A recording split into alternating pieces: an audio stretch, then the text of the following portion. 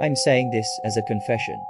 I can't explain how it happened, but I know it's my fault because it started with me hurting myself. And it's not like I wanted attention or anything, okay? Well, as long as I'm being honest. I wouldn't mind someone noticing me, but that isn't why I burned myself. And it definitely isn't why I killed myself. But I'm getting ahead now. I was in class one day when someone set a fire in the chemistry lab. Probably Jason, that idiot, was always using the Bunsen burners to melt pens and glue and whatever he could get his hands on. Anyway, the fire drill started and the whole high school was paraded out into the parking lot like we practiced during drills. Everyone was laughing and screaming, and it just gotten out of a math test I wasn't ready for, so I didn't mind. While we were standing in the parking lot, I overheard Lisa say that Sammy, the kid in the wheelchair, got stuck on the elevator during the drill. It's not hard to overhear things since I hang on her every word, but you would too if that blonde goddess was standing next to you wearing a punk plaid skirt and a sweater almost tight enough to see through. What was I saying? Oh right, well, rumor had it that another kid went back into the school to get Sammy out.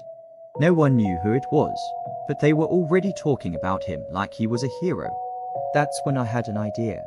I could just burn the edges of my clothes a bit, and then Lisa and all the other kids would think I was the one who went back in for Sammy.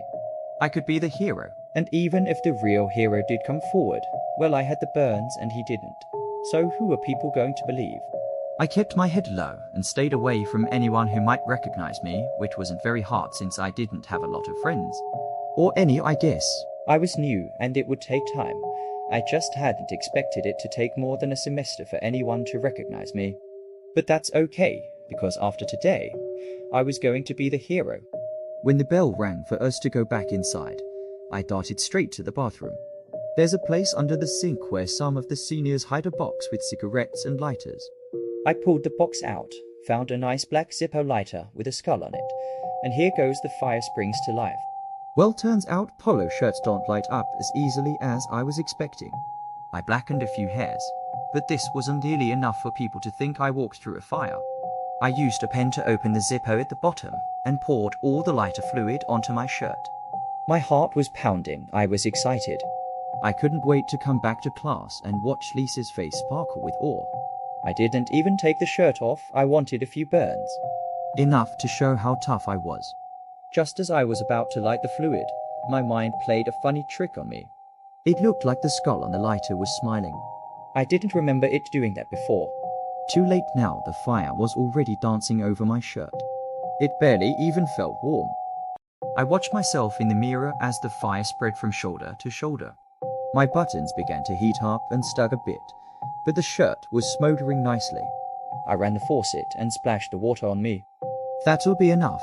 But the fire drank the water as though nourished by it, spitting boiling vapor into the air. The heat was intense now. I tried to rip the shirt off, but the polyester was melting to my skin. The metal buttons seared into my flesh. I couldn't stop screaming.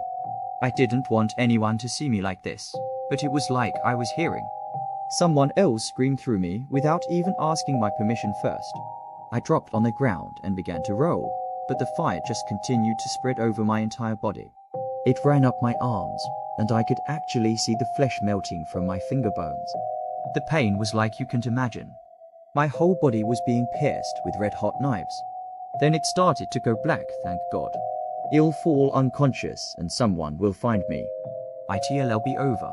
But no, only half my vision was gone. I looked into the mirror and watched my left eyeball melting down my face. It would have gone down my cheek if there was any cheek left, but it simply dripped through the hole in my skin, straight into my mouth. I gagged. How was I still conscious? The pain wasn't letting up, but I forced myself to watch my reflection. I'd done this to myself. Somehow, I deserved it. My jawbone was completely exposed now, and it was starting to crack from the heat. There's no way a Zippo lighter could have done this. I grabbed the little black box, but the skull had vanished. Whoosh! A toilet flushing. Was someone in here the whole time? I tried to turn my head, but my spine was too weak to support me and started collapsing in on itself. I crumpled to the floor and watched as a bathroom stall opened. What the hell? Was this it? Am I dead now? Because there's no reason, no way I could really be seeing myself walk out of the bathroom stall. Me, wearing my shirt and pants, completely unsigned by fire, walked over to the sink beside me. He calmly washed its hands in the sink, not even glancing down at me, writhing on the floor. I tried to speak, to scream anything, but only a dry gurgle escaped my throat.